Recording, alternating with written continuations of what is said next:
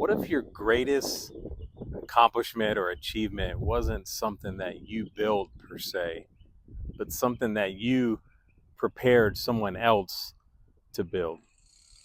This is certainly a leadership topic. I think that's relevant for most of us that might be watching this, even as a parent, a business leader, a manager, supervisor, a small business owner, ministry leader, whatever the case might be.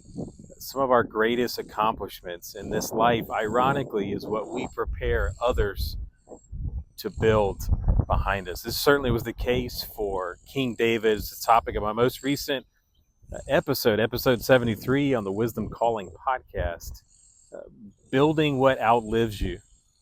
And that's my question. What are you building? What am I building even today that is going to outlive us? And what are those components of something that we could build that could outlive us? As I look at First Chronicles, the Old Testament historical narrative text there tells us about one of David's greatest achievements. It wasn't Psalms that he wrote necessarily. It wasn't political or military victory. It was really in his preparation at the end of his life.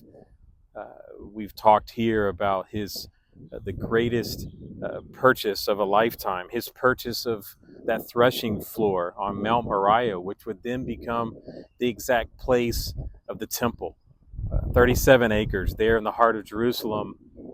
Three main world religions still revere it as one of the most significant sites in the world, all stemming from a man in repentance to God.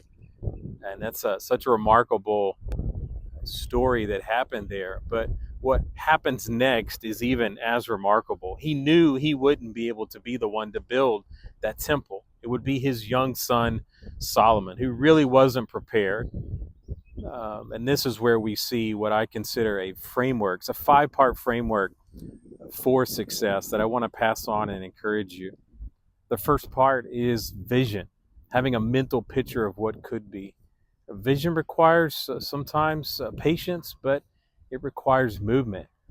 But in order to build that temple, it first of all started with that mental picture of vision. Second, preparation. David helped his son. Again, he wasn't going to be the one to build, but he helped his son secure international trade relationships and trade routes and supply chain and logistics and all these different things to help his son. This is one of the things that we need in building something that lasts beyond us.